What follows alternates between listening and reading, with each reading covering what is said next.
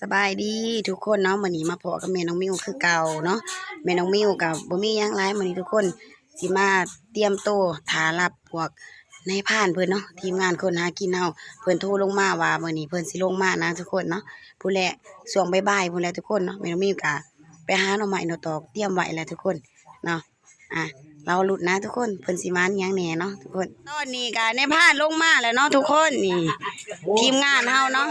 เป็นจะได้เมื่อยบ่ลงมาตากแดดเที่ยงเพลนี่มันบ่โอ้นี่นายพรานเฮาเนาะกำลังลงมาหอดทุกคนนี่ทุกมาแข่งแดดเนาะมาอยู่เนาะรอบนี้เนาะแข่งมันเป็นมือโตพูดเดี๋ยวได้แต่หน้าจอมเลยหักอลีเนาะนี่ดีไม่ได้ตุ่มมันพูดแมงแดงเนี่ยบ่ทันกินข้าวกินน้ำบ่พอดีเลยนี่แกงหน่อไม้ดีแกงหน่อไม้ถานี่เพิ่นมันอยู่ทุกคนนี่บักเวอร์หน่อยเนาะมันบักเวอร์หน่อยเนาะนี่คนเอาที่อย่างสี่อ๋อกินตอนนี้ลูกถามว่าบักได้ไปกับใจงานไหนยูเขาแห้งหรอบ่เอา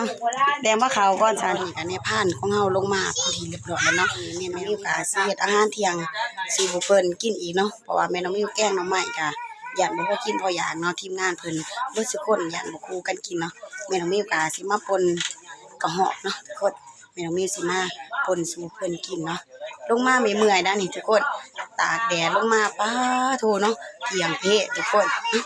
แม่น้องมิวกะสิกินเฮ็ดยากแหละทุกคนสิปนเนาะข้ามปน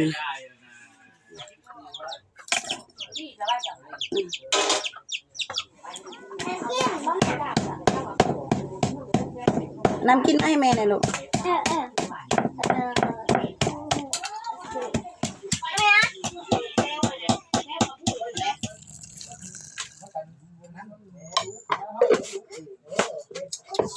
เขาไม่สินะคุณแห้งกว่า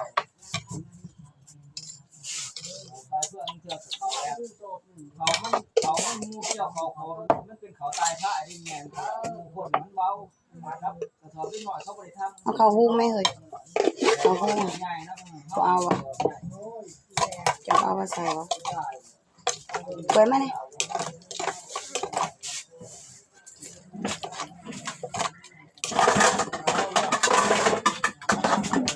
จะไม่คมเสีย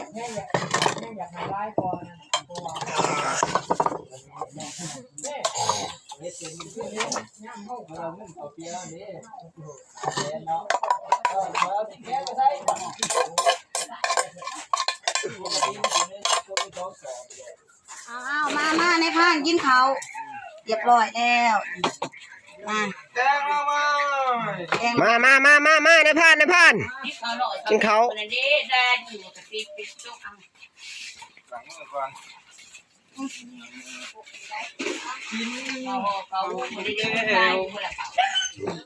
เป็นจังไดในพานแกงหน่อไม้พานอยู่บ่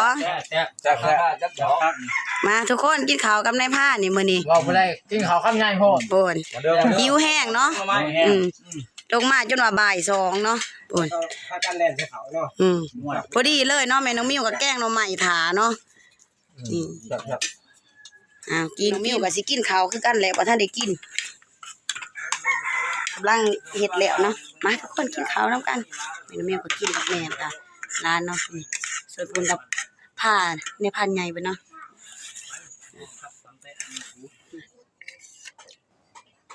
นี่พุ่นก็หอมคมๆเลย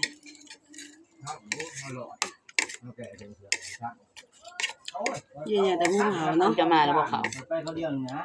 ไปปลามันถูกคนเริ่มไปว่าสิอันนี้เนี่ยพัดเขาตอนแรกกินเบิดอันนี้อ่ะมาเรื่องมันก็เป็นง่ายเงาคนอยากไปทาง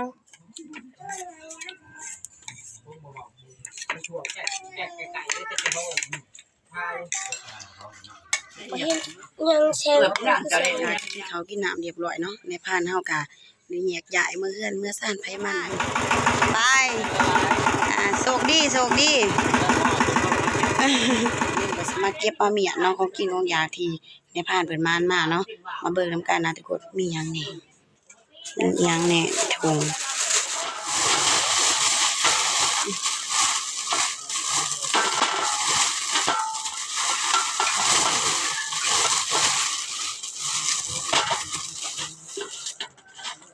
โอ้บักทอกน้อยมันความเพิ่นว่าอีหลีทุกคนนะนี่กระดูกหน้าแข้งเบิ่งแหน่จักหน่อยจักใหญ่เนาะแม่น้องมิวก็สิได้เอาเข้าตู้ไว้เนาะเอาไว้นอกลายอย่ามันหมูเนาะส่วนสิ้นนี้นี่แม่น้องมิวก็สิต้มเป็นอาหารแรกเนาะต้มสั่วนะทุกคนนะเพื่อสิเปื่อยนะทุกคนเนาะมันก็หึงเติบแหละต้มไว้แต่เนิ่นๆเนาะเพื่อค่ำเพื่อมืดเนาะใส่ใบสมเสียวเนาะอ่อนงามคักใบสมเสียวกับพอดีใส่นะหนองงัวเด้เนาะ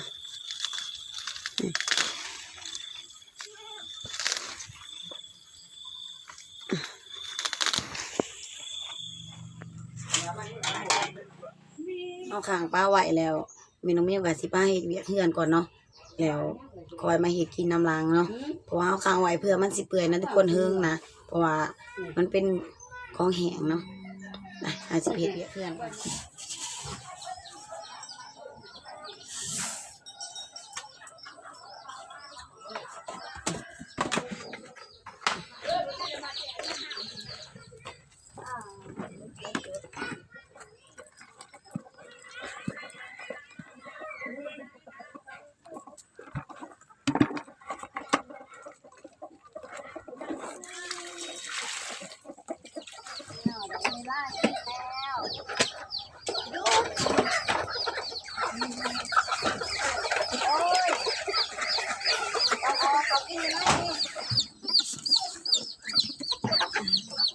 หิวแห้งเนาะเพราะว่าแม่น้องมิวเขาเริ่มท้องแล้วก็เลยค้างไหวแบบนี้เนาะตอนพี่ก็สิให้น้ำก็ไม่เขาแต่ว่ามันก็บ่คือมันไปหากินเองเนาะทุกคนหากินเองมันสิอิ่มกว่าเพราะว่าเฮาก็เพื่อรอบแรกอีกรอบนึงเนาะทางเป็ดทางไก่แม่น้องมิวค้างไหวน้ำกันเลยเนาะไก่แล้วเป็ดแล้วหมูเนาะย่างงัวกับกล้วยทุกคนเนาะแม่น้องมิวก็สิไปเอางัวกับกล้วยเขาเคาะอีเนาะคือในพันใหญ่เพิ่นกำลังไปตัดหญ้าเนาะไปเขาคอกแรงค่ำแล้วบ่ได้อยากเศร้ากินได้นี่กินกำลังมันแรงลูกแรง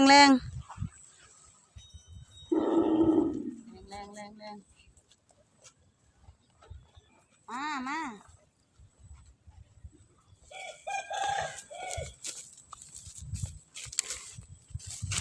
เรียบร้อยแล้วเนาะเฮากะสิไปงัวต่อบัดนี้ทุกคนเนาะในผ่านเพิ่นมาแต่ตัดหญ้าเรียบร้อยแล้วเนาะนี่ยังตัวทางล่างน้ำมันนี่อีเข็มอ่ะ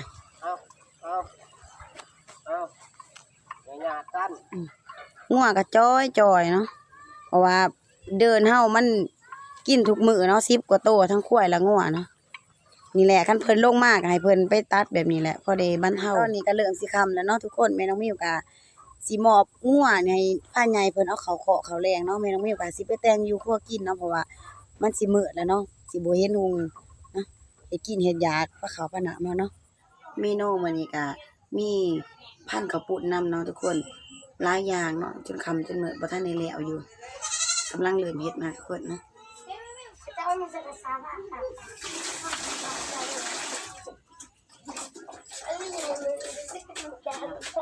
ล้างพักล้างยาเตรียมไว้เนาะ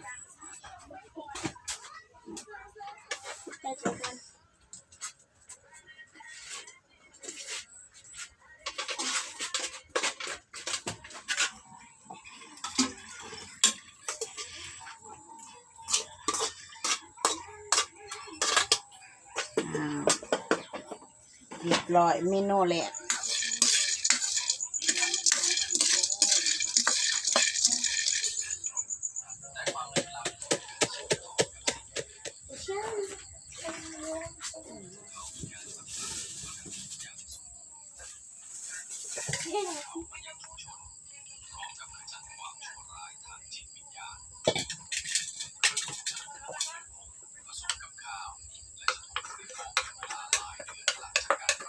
อย่าให้มันถึงดินเด้อจัด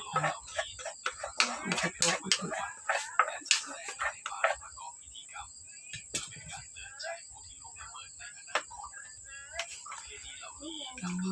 เกี่ยวหอมไปกระแส